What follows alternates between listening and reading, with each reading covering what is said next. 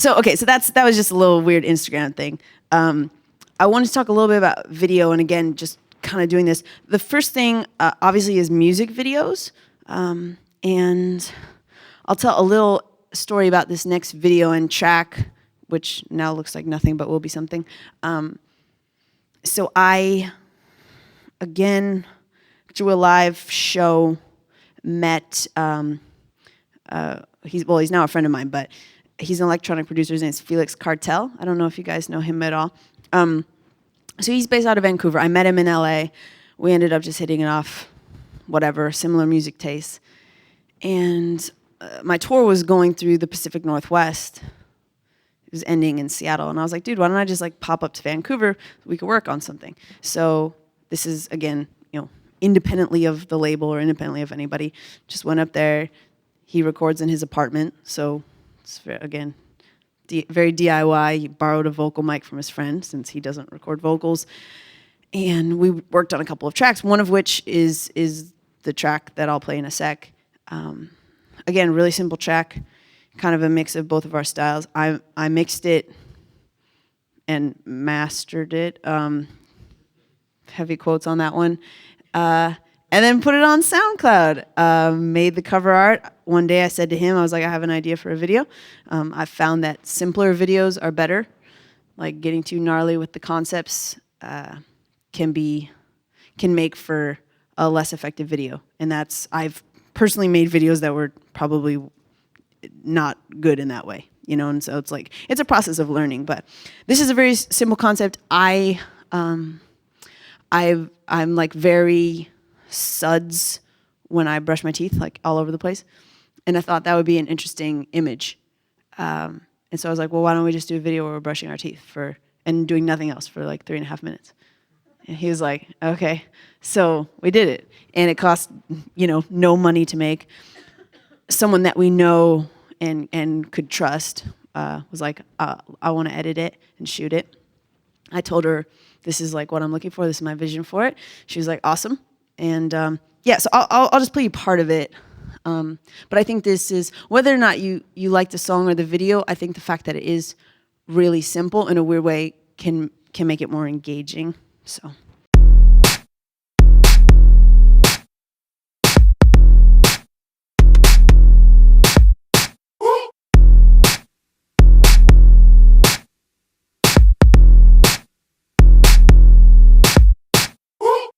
Shrink who abuses drugs. I know a weirdo dude that I used to trust. I met a pacifist with an axe to grind. I saw a bitch ass girl sneaking past the line. Got a stupid friend with a dual degree. Follow useless trends that seem cool to me. I know a fat guy on a diet and a junk girl keeping quiet. You don't wanna hang with us. Credit card debt just banking up. Midlife angst cantankerous. Plus a little bit of liquor's like dangerous. But I'm drinking up. Got a path to find. In a room full of dummies hella past their prime. Got a wall clock telling only half the time. Like spinning, so I recommend you rest your mind.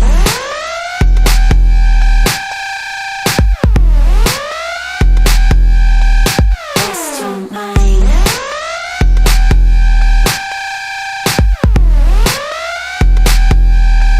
Rest your mind. I know a mom in the whips and chains, and I was a sober guy trying to sip something. I met a coffee fiend on a sugar high, and a girl who's sad and fucking cuts her thighs. I got a lazy friend with a baller job. Know a grandma cooking lots of baklava. Had a twosome with the DJ, living gruesome up in BK. You don't wanna roll with me, eyes all shut, so fatigued, fucking shit up like it's supposed to be. Dirty mouth, won't you save a little soap for me? And a frozen drink, got a path to find. In a room full of dummies, hella past the prime. Got a wall clock telling only half the time. They spinning, so I recommend you rest your mind.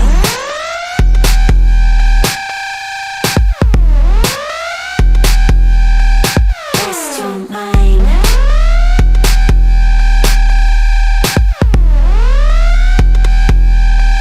Rest your mind.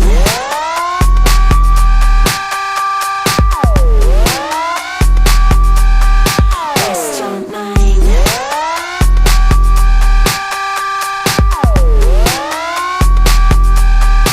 Rest your mind. Try to take a shower every 24 hours, but it's harder when you just don't have the will.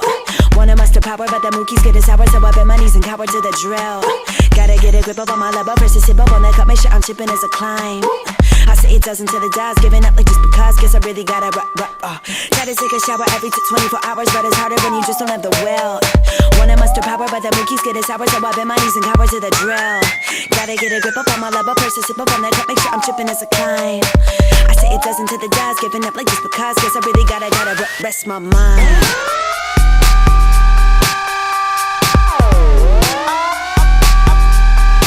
Rest your mind.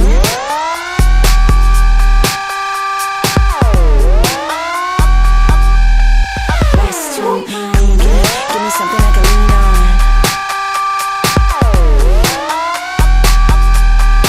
Rest your mind.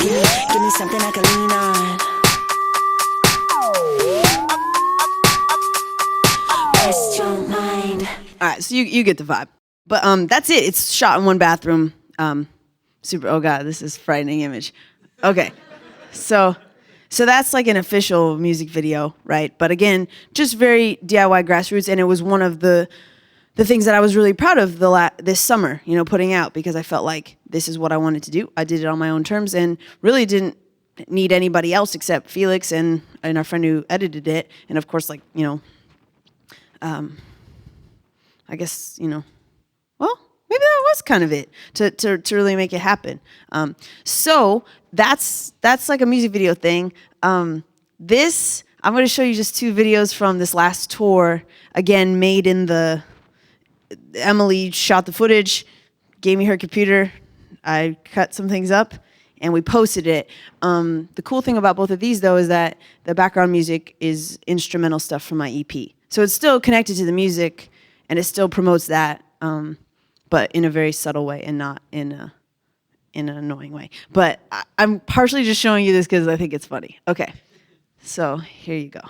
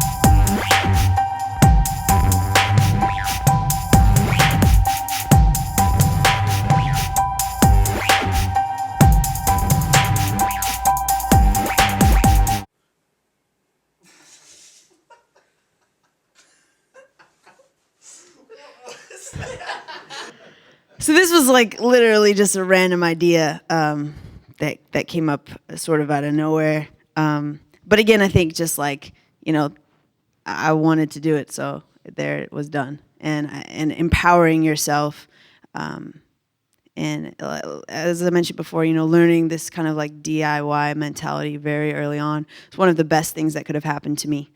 Because even if I haven't done something well necessarily at the beginning, there was a sense of ownership, and there was the real ability to make something accessible immediately, which is like, I kind of feel can't be underestimated. So almost as important as, to me, as all of the, you know, music stuff is this auxiliary sort of content and the ability to be your own advocate in every way possible. And when you arm yourself with all those tools, it's fun, you know, and I think it's another good creative outlet to have to work with. I'll show you this one. This is another one from the tour.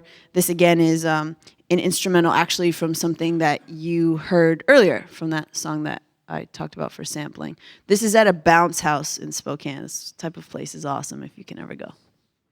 What's up? We are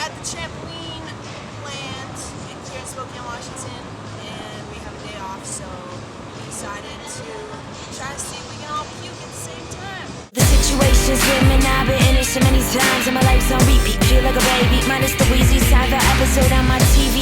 My mind is filled with blank stares.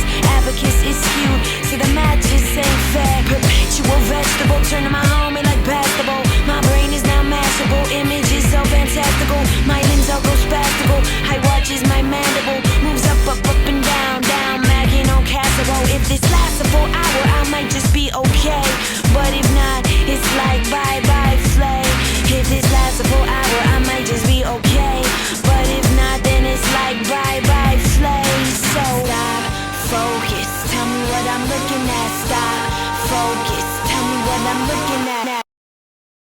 So again, just like a little kind of fun thing. It takes basically no time to do at all. And I think can be this, weirdly, I've found a lot of these types of videos are things that people like come up to me at shows. They're like, dude, that trampoline video. They're like so stoked on it. I'm kind of like, whoa. And I do book reports and a bunch of other weird things on YouTube. And I think not only is it cool for people who like maybe other things about what you do to see some of the different things you're interested in, but it's just a good creative outlet. Like if I'm not feeling musically inspired, it's fun to edit a video, or it's fun to, work on different images, mess with the website, whatever it's going to be. So I think, that's sort of kind of the main things that I wanted to chat about. But I think in terms of the main two kind of core things that I hope at least, anyone could take away. The first is just the importance of kind of the trial by fire live environment mentality. And that obviously applies a little bit more directly to a performer, but I think it applies equally directly to a producer. There's something different about sending someone a track than being in the room making music with another person. And there's something different about mixing a track alone in your studio and having someone else present there or doing mixing live. And to me, it's those kind of vital person-to-person or people-to-people interactions that have been the best in terms of furthering my career and pushing me to be better at what I do. I think the ability to whatever your particular niche is, to do that under pressure while people are watching and to do it somewhat okay is like, that's kind of hard to do a lot of times, and it takes time and experience, of course. But I think that's the sign of an excellent person who is involved with music or audio in any way. So that's kind of the first thing. And for any of you guys who are performers or artists or whatever, I do think like playing live shows, even if you are DJing, or even if it's your own electronic production with nothing else, like there's just nothing that rivals that in terms of, I think, longevity too and staying power as a musician. And then the second thing is really just this kind of DIY self-reliance thing. I know I'm signed to a label now, but basically, I mean, up until that point, we still run merch sales out of my mom's house in Oakland, So like, it's still very much a grassroots thing. And, every merch order, I write like a personal note that's different to every order. And that makes a difference to people. And I think like that's how I want to run what I do. And if I run the store, then I can do what I want.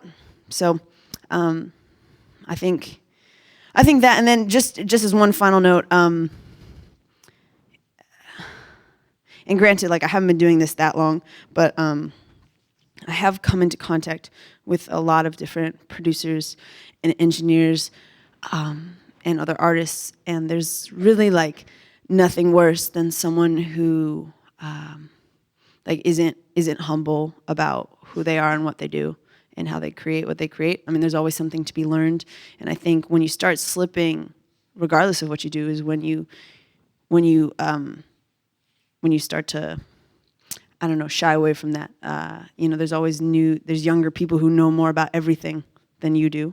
Every day they're being born, so you should listen to them and be interested in what they're saying and be open to that. And a lot of the people that I've met who I really respect, who've been doing this for years and years, are those kind of people. You know, they maybe got started 25 years ago. Actually, a buddy of mine who's an awesome mix engineer, he used to, you know, have hair, I think, down to the backs of his knees, toured like with some trippy freaking electronic band, like just really bizarre things.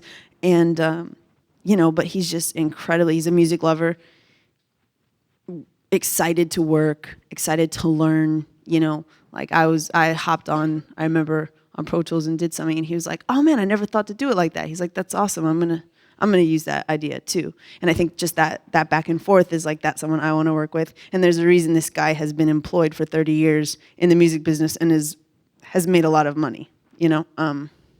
Not that you have to make a lot of money to be happy, but you know what I mean. Okay. I think that's it. If you have any questions, ask away. Or if you don't have to. Yes, sir.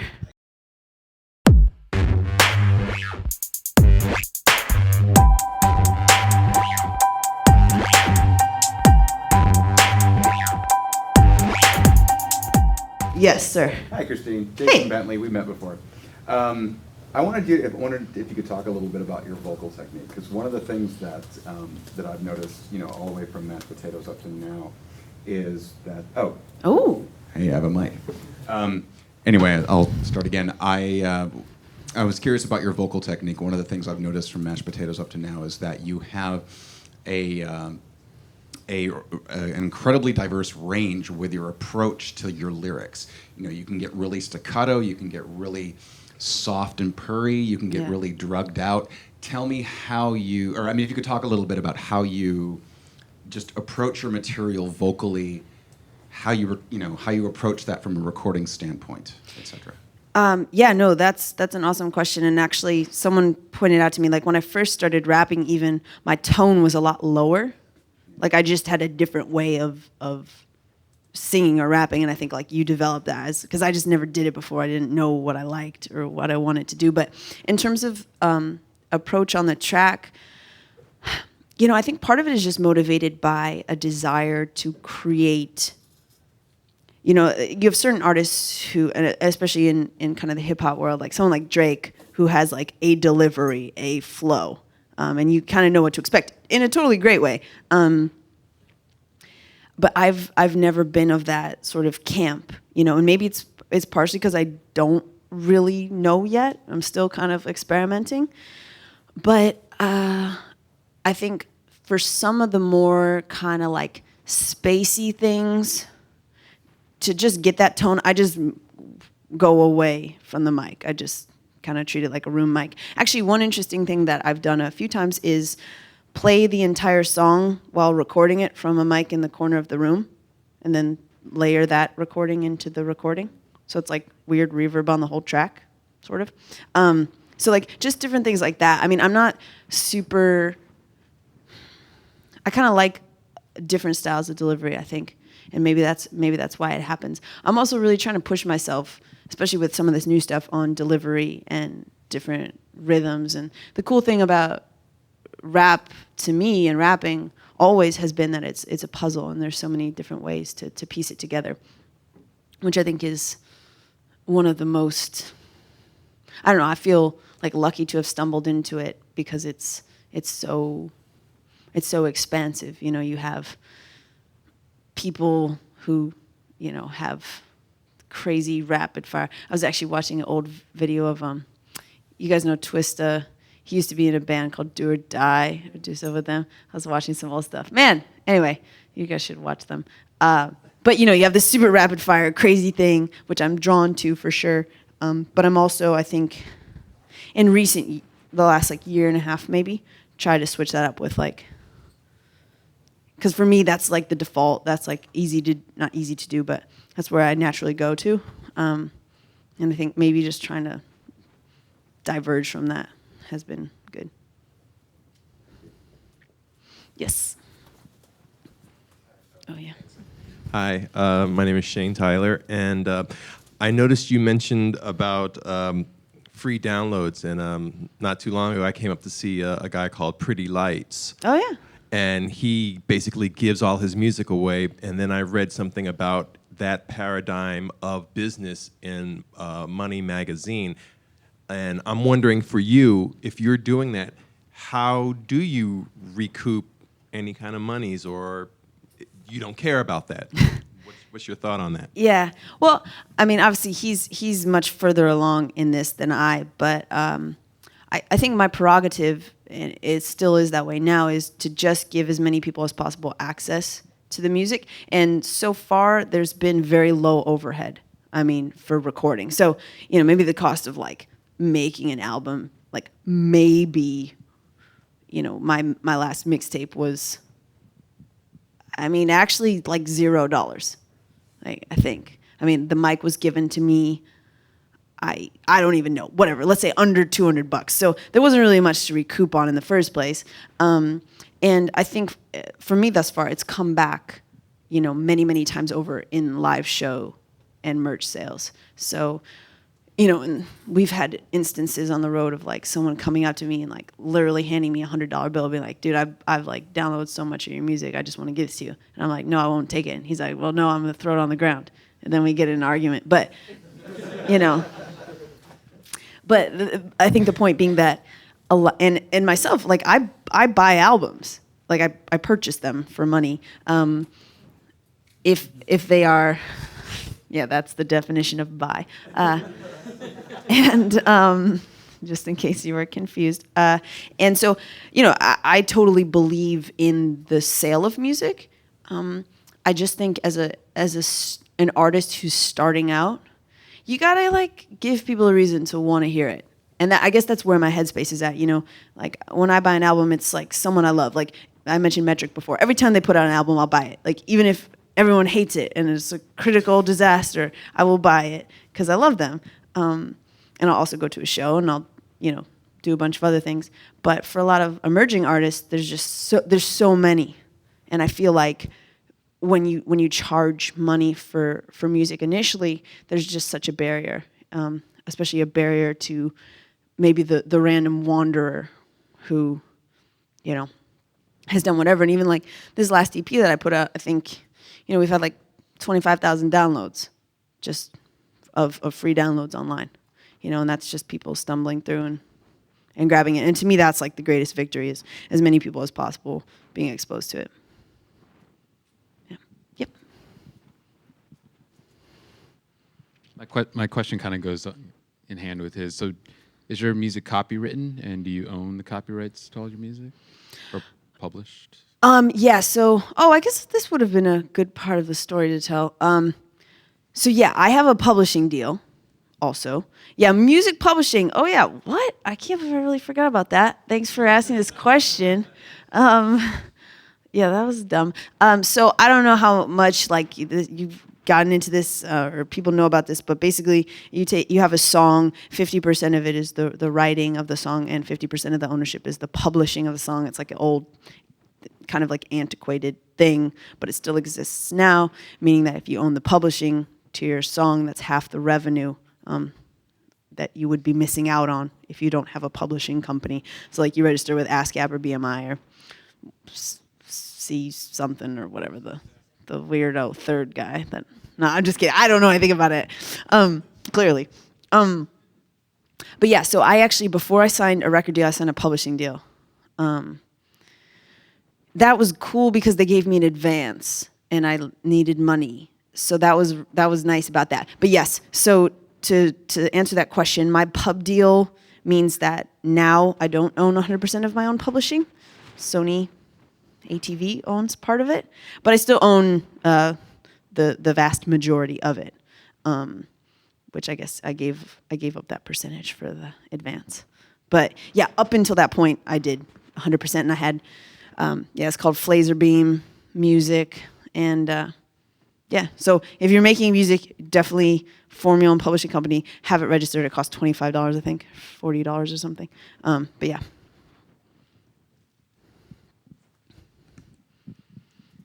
First, I want to say it's really awesome to see a woman who is also a vocalist and a producer and performer and doing it all. So it's really cool to come today. And And being a vocalist who has just sort of entered within the last year, like the whole audio recording, music production, Yeah. doing my home studio setup. I know you talked about like advice on getting good vocal takes in the studio. Do you have anything different or specific you would say to a vocalist, producer, getting the takes and like knowing, because the advantage is that you have total control and the disadvantage is that you have total control. Right. So, Yeah. Okay, I would say two things to that. The first is I typically practice a lot before I ever record anything, because I don't know if you guys have fallen into this trap of where you're like, well, I could record 30 takes of this verse, but who wants to like go through 30 takes of a verse? That sucks. It's like really, it's horrible. So I practice a bunch beforehand, and then I do 4 takes of everything. So verse 1, 4 takes. Verse 2, 4 takes. And I pick the take I like. And if there's a couple of words here and there that I don't like, I comp it in from another take. I try not to do a ton of comping. I think it like disrupts the flow. But sometimes like you have a great take and then you did one weird thing. And now that there's digital audio, you can change everything. But yeah, so I limit myself basically to the number of takes, which has been a huge help in just wading through the muck. Especially if, and I don't know what kind of vocals you're doing, but if it's layered stuff, I've found like, so let's say you've got like a center, a lead vocal, left and right doubles on a chorus, and then maybe like 4 other BV tracks. It's like, that's such a pain. So yeah, I limit it to 4. And then I guess in terms of getting the right performance, I think a lot of it does have to do with practicing beforehand, but I also found in my home studio setup, I recorded everything seated. That's probably like not good for your diaphragm or something, or it's like I could probably do better if I was standing up, but it was awesome because I just like, everything is like super quick and super easy, and I found actually I can record like so much more quickly on my own than I can in a studio with someone else. Even just being like, yeah, I'm ready.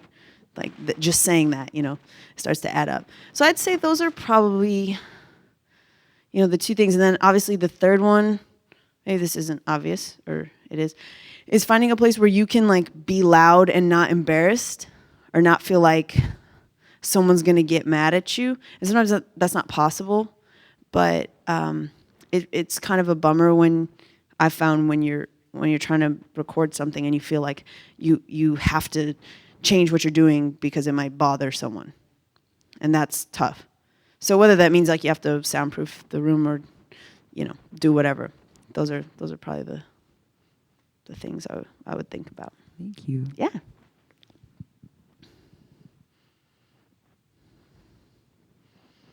Oh. Last minute.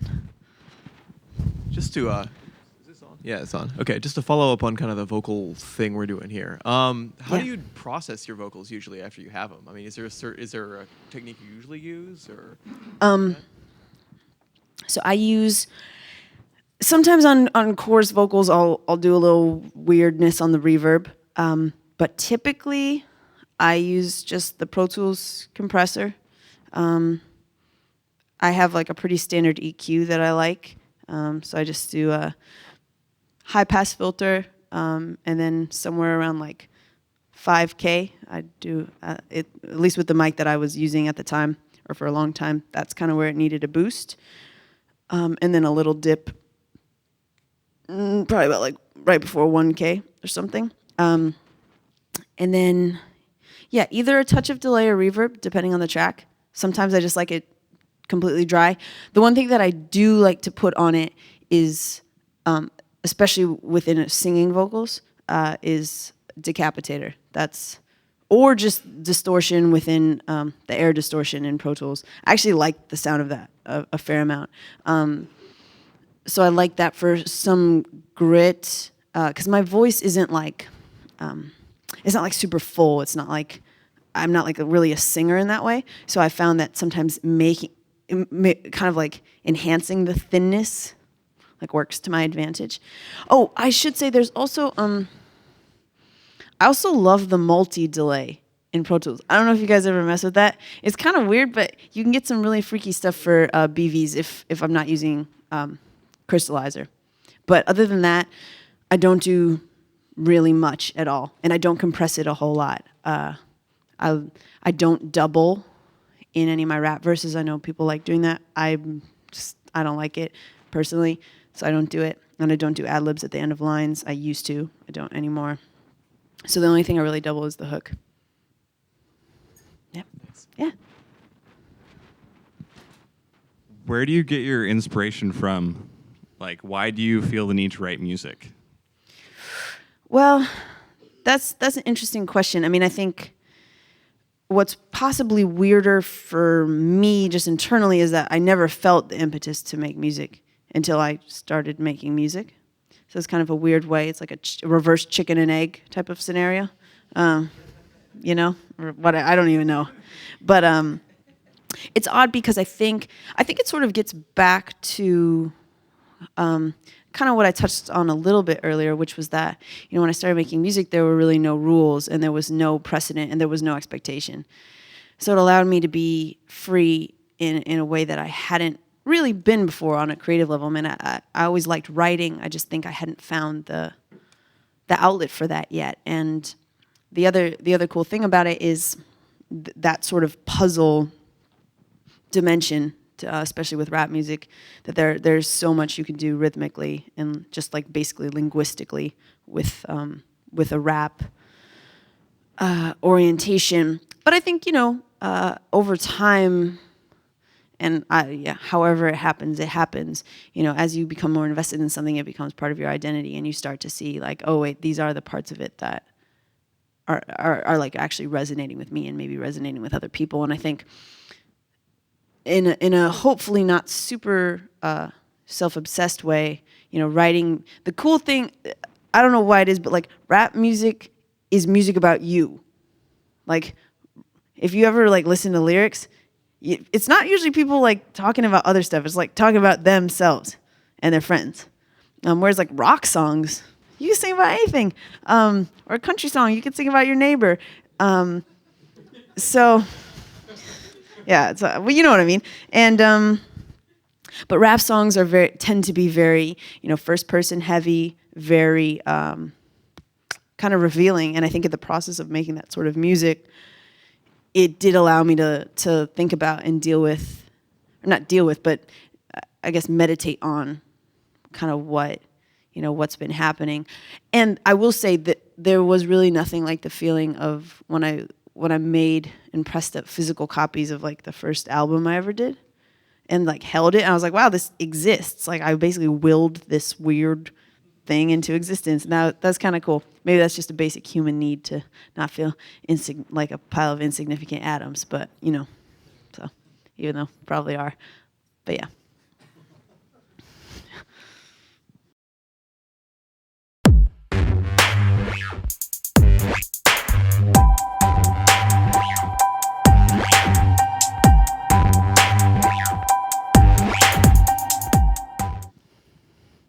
Yeah.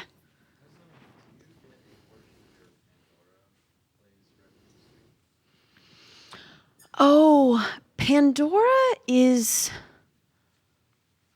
a weird case, right? It's like in the midst of changing or something.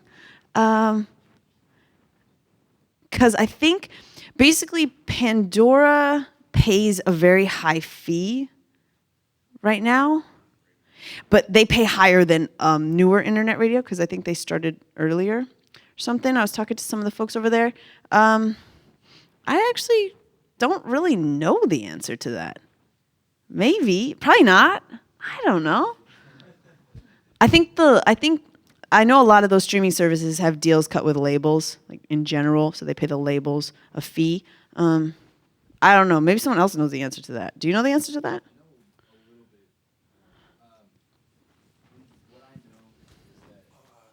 Oh. I think they actually pay artists more than most internet radio do right now, but that may change because of certain legal issues or something. Got you. Okay. Yeah, something like that. Terrible answer. Apologies. Oh, yes, you. Hi, it's another one. Okay. So, I've noticed in your live shows recently, especially now you got the big old drum, you got the drummer and all that kind of stuff. Yep. You're really embracing some of the harder beats. You're doing some more of the 4 on the floor, getting a little bit of the EDM up in there. Yeah. Tell me a little bit about how you feel about, where electronic music is going, where dance music is going. Are you going to feature on all of that? Are you going to be on the next Avicii track? What's going on? Probably not. I don't think he knows who I am. But I think I will say this. I think the weird thing about dance music right now, and I say this as a person who was listening to house music 10 years ago. When I'm not like a crazy house fanatic, but I was aware of what was happening, and a lot of my friends listened to it, and it was not normal to know about it, really. Like, some people knew about it, but it just was not part of our sort of popular music landscape. And what's the one qualm that I have right now with this current like craze has nothing to do with dubstep, but has everything to do with I know people like really shit on like American dubstep. It's whatever. It's very aggressive. To me, it's kind of like new metal. It's like it has its place, and it'll be like that for a while. But I think what I don't like about what's happening is that you have all these artists who are like, you have like Usher. He's an R&B act. Like, this is a dude who sings, like R&B love songs, and he's like doing just this very formulaic like dance song, and like rap songs are dance songs and rock songs are dance songs, and it's like dance music is kind of a disservice to, I think, dance music as it, in a weird way, as it existed prior, because it sort of doesn't feel as, in the popular sphere, as diverse and complex as I think it once felt. That being said, however, I love electronic music, and I think there's a lot of elements of it that are cool to integrate. And I mean, sometimes you want to stomp your foot. It's okay to want to do this for a while. It's a popular move, I've noticed. But yeah, I think when I'm not sure it's ever happened before, and that's what intrigues me about it, that a certain style of production would permeate hip hop, rock music, pop music, R&B music, and that all of these artists could like ostensibly, Usher, Nicki Minaj, I don't know who's like a big rock act right now, some rock act person, and someone else could all be on like, an Avicii track or a David Guetta track. That seems weird to me. And that's not to say anything about the producers. It's just more, I think it's a very odd climate right now. It's really weird. If that was an answer. Sorry, I kind of went off into my own zone. Okay, so I have 2 questions. First of all, when you're trying to get sampling, like before you had any recognition, like what is the process for trying to do it legit? Trying to actually get permissions to use the samples that you use, and like how much more difficult is that before you have like support behind you, I guess? It depends, I think, on 2 factors. Number one, the visibility or like profile of the person you're sampling. Obviously, like, I have an email address on my website. You can hit me up. Anyone can hit me up. And then I think it also depends on just what type of artist it is. Whether they're kind of in the scene in a certain way. Before I had a lawyer and before all this stuff, I didn't clear any samples. I happened to run into some of the artists that I did sample, and I was like, hey, by the way, I did this. And I sent it to them, and they're like, cool. I was once told that it's easier to ask for forgiveness than permission. So I kind of operated under that for a long time. But yeah, when you're selling music, I'm not totally sure, because I haven't ever sold anything that had someone else's material in it without their permission. But I feel like we're all people involved in music, and most people are generally pretty, I think, open to the idea of exposure in any way. So, yeah. Yeah, and then the other question was something specific about one of your songs that Oh, yeah. kind of to settle dispute with with one of my roommates. Ooh. In the song "Nothing at All," one of the ones you were playing earlier, when you were talking about how you chopped and screwed the fast rap under the chorus, Yes. is it the same rap that you chopped and screwed both times, or is it the second fast rap under the second chorus? No, it's the same one both times. Yeah. Had to know. But that's a good question.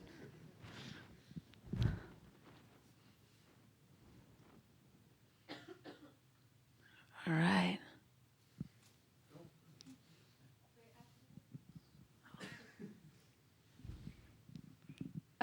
So, is there anywhere we could find your first song at all?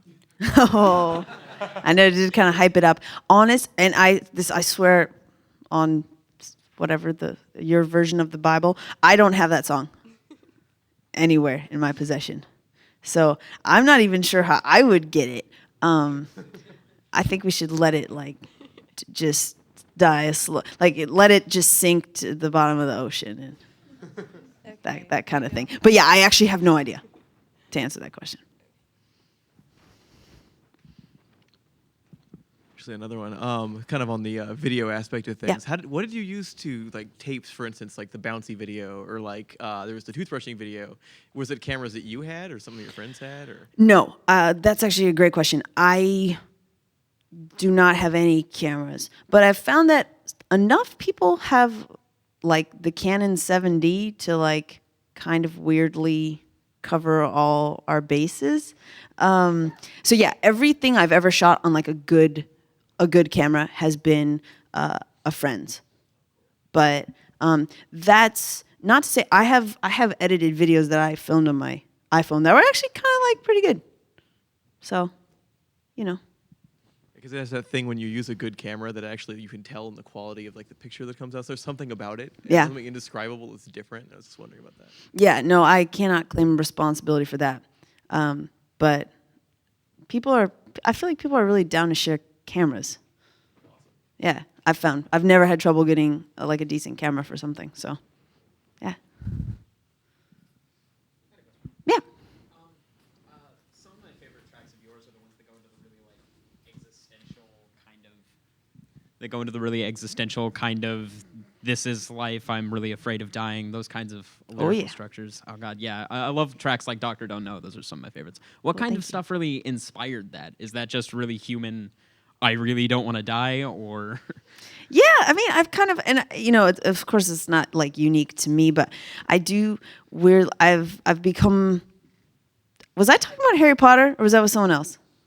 So Harry Potter, to me, it's a book about a lot of things, but at the end of the day, the reason I think that it was so captivating on, international level is that because I think it's really just about fear of death. And I don't want to spoil those series or whatever, but Voldemort, who's the bad guy, basically everything that he does is motivated by this profound fear of his own mortality. And everything that he does is to try never to die.